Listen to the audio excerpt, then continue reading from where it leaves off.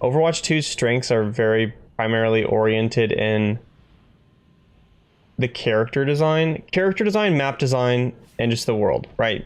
People like those characters a lot for a reason. They're heavily curated and they're made in a way that every demographic has something that they don't even know they're being cultivated to like, right? And that includes myself too. I'm sure that there's something about the main tank characters that they have found in my psychological process that they're using to manipulate me. But people like it, right?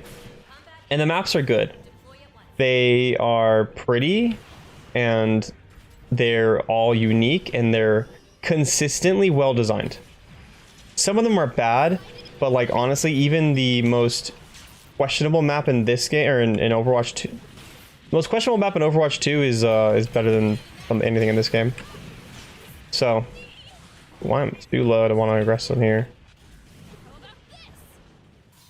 That was always kind of one of my experiences.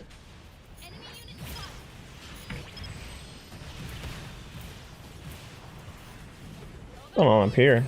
Can I see someone come over here? Dead. And so that's one of my strengths. Also, the game modes.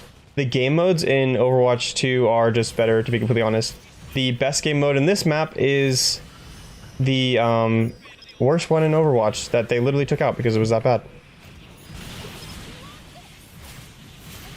And I read my Mars, I just killed the guy. Oh, I'm dead. I love getting slapped in the face. And so yeah, honestly, when I am playing Overwatch 2, I'm sitting there and I'm like, wow, the maps are nice. Maps are nice, they're all interesting. The new push game mode's kind of funky and whatever, but it's much better than 2CP was. It does get very deathmatchy, but that's also because of like 5v5. Yeah, and exactly with the whole Evo maps just exist. That's really what there are. Like, what is any of this, man? This map looks extremely similar to Quarry, and there's like each map has only like only like 2 designs of maps at the moment. I guess 3. There's like space, and then you have earthy, and then you have like dirt. Right? And I'm positive that there's something they could have chosen from the Gundam universe that would have made sense and been cool. But instead we kind of have these just like these like knockoff brand maps. That's what it feels like. Like it kind of feels like you know, you went to Walmart or whatever and you're like trying to get some Oreos and instead you get the store brand. We have store brand maps. So yeah, that's how it is. And the game modes are really weird in this game. Like they're inventive, don't get me wrong, but just like the lengthwise King of the Hill map is so strange. It gets really bad. The domination maps in general do have a very strange way of being exploitable, with the fact that wherever the last point ends now has an advantage of stopping where the... Damn, bro, I should be getting like slapped around. But they have the advantage of having the payload, or sorry, the King of the Hill objective pause when it gets to 99%. So if you're on the losing team, you can just win one single match and you will then be able to just have a defensive advantage constantly, and you can stagger your ults and ults cycle, and you'll have a much higher chance of winning than you should have because you were losing the whole game. So, you know, that's kind of bad. But that's even the best game mode. And the fact that it's lengthwise kind of changes the way that like C on the lengthwise map is more valuable than A, and that's kind of weird because that means that like incentivizes you to like not use ultimates on A as much and stuff like that. And also just like with the fact that the game modes rotate, or the maps parts rotate around. All right, my dash didn't even go off, sad. With the fact that the game positions, like the objective positions, rotate, what ends up happening is you have the randomness added to the game of like the enemy not having to play on certain positions sometimes, and you not having to also. So what'll happen is like you're like a brawl heavy composition on like the Guyana Highlands or whatever they call it, Actually, it's Mountain R&D Lab. Sorry. In like the mission briefing, they gave it a different name. It was very strange.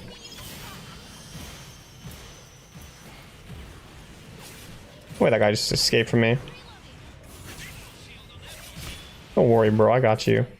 I'm kind of feeding because I'm distracted and this game's easy, but... Die. Anyway, and so what, like... that does is it just makes it so like every game mode you might randomly have a setup, like you might randomly get the indoor map more than the outdoor map, and let's just say there was 2 outdoor maps, well then maybe, or 2 like the sections are outdoor, one is indoor. Well, let's say you get the, like you end up getting the indoor portion of it, like I don't know, 2 times and outdoor 2 times, but then it ends on the indoor one. Well, now you just kind of lose, you know. And it's not like so hard set or anything that like, you know, all right, time to quit the game, boys, but like it is. Come on. It is kind of just like extra randomness, and like I know they're trying to make it kind of,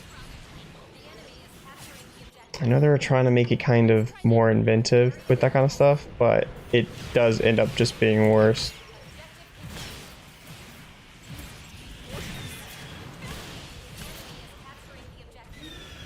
Stop feeding and actually like pay attention a little bit.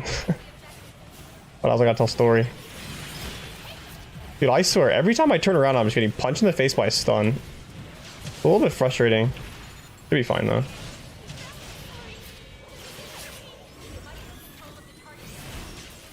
And so that part of it's awkward, right? Along with just the fact that, like I said, it pauses on one of them in particular, and so that gives whoever was losing an advantage if they do happen to win right before that. And it punishes you for doing well, essentially. Wait, really? Didn't I get the second shot on that guy? That's actually just insane. Alright, boys, time to use the strategy. Strategy successful. Wait. Oh, you can't stand on that? Am I tripping?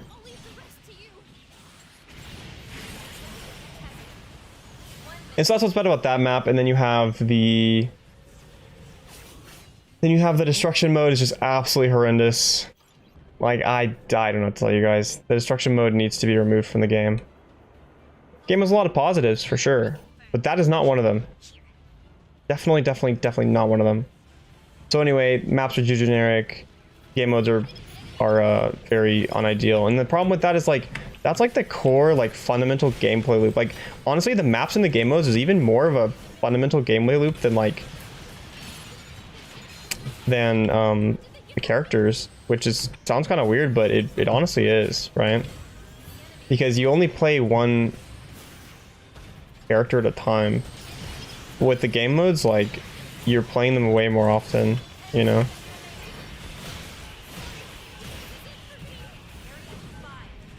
And so that's one of the issues with Gundam Evolution, the game modes and the maps, and it's a pretty substantial one, to be completely honest. So, you know, don't let me understate that. I'm not gonna, you know, whine about it too much or whatever, but don't let me understate that, because it is a big deal.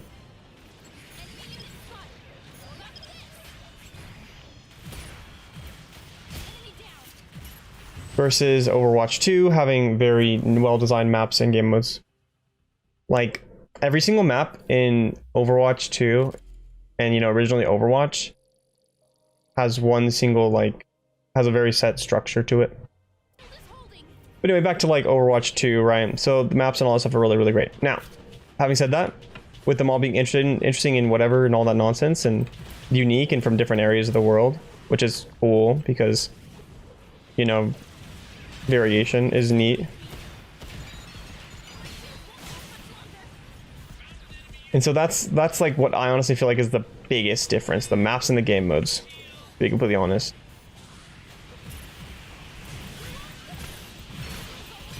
Wait, did they like... Am I tripping absolutely crazy? I used to be able to like consistently two-shot people in that circumstance. Yeah, that's right, kid.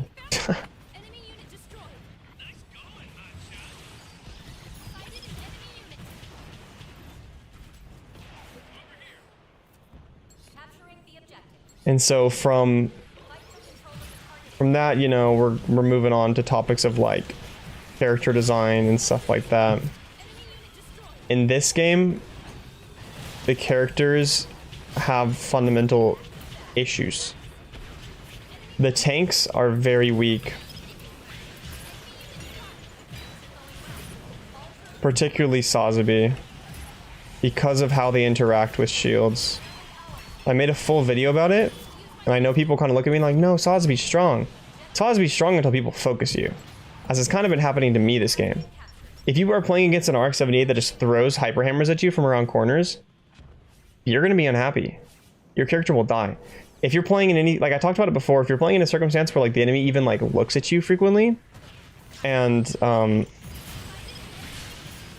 tosses like any sort of damage into you, like 3 or 4 of them shoot you for like a second and a half, that's your full shield. And you die, like immediately.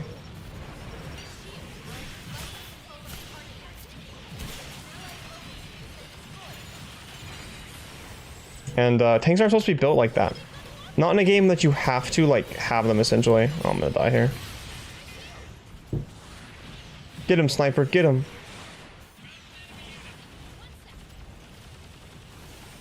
My health pack. Oh god, I hate how that works. That ability is so strange, man. Doesn't even let you like choose how you move it all, it just dashes.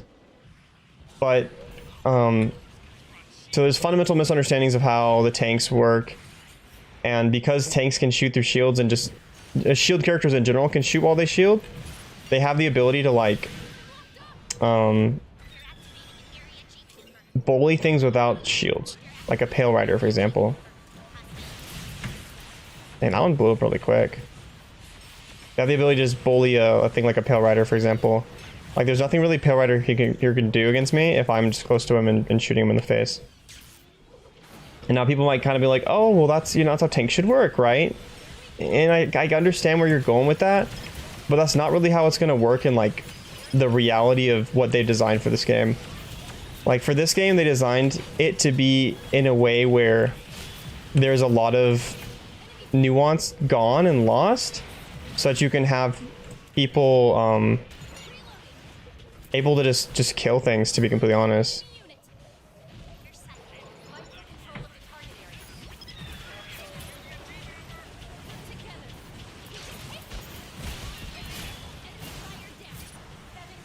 And so they traded a lot of that, and then you set it up again so that there's another type of this sort of like rock paper scissors things interaction within the characters. It's not really good. It doesn't make sense for the game, and it does the exact same like thing differently than what you wanted to do. Where instead, where you wanted to be making it so like every character can play against another character reasonably and have it be kind of like a skill matchup, they just made it so there's not a skill matchup, right? And with the same thing about how stuns interact with both of them, that then changes that again to be even worse, essentially, in that. Because now there's another thing of just shields getting absolutely slapped by non-shields. We need to group up here. Or getting slapped by stuns. Where we at, bro? What's going on here? Should we group up? My guy says in chat, yes, we should. You are a wise individual. Oh, that guy's gonna hook.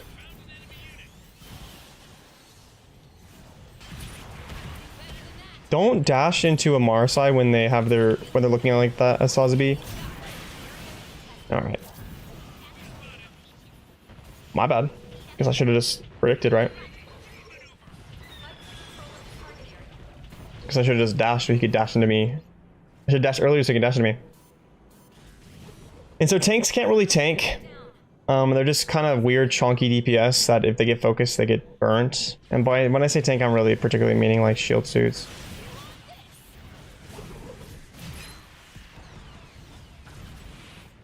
And it kind of defies what they want. So there's a fundamental issue. Now it's adjustable if you just change the ability of like tanks to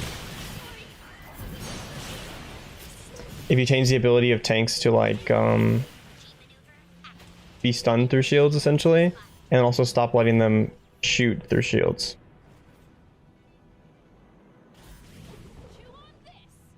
it causes issues. They're both an issue. Like it starts with, it actually truly starts with the tanks being able to do that. And so then they're like, oh, well, that's busted. Time to nerf them into the dirt so that's not like an issue. Dude, I swear, man, these things are just everywhere. Like, I get it, there's times where I should like avoid it and dodge it, but there's also times where I'm just getting slapped into the ground randomly in the middle of a fight. You know, or like I get caught in ping and I'm like dashing really far away if it hits me anyway. Or where I'm forced into making like a commitment. And then they can just wait and dash into me afterwards. So then you have to do awkward stuff and try and min-max it and you get hit a lot of times. If you're looking for some more Gundam Evolution videos, then make sure to check out my mobile suit guides. I made one for all original to 14 mobile suits, and I did a Should You Main guide series also, covering the same mobile suits and talking about whether you should actually main them in Gundam Evolution or not.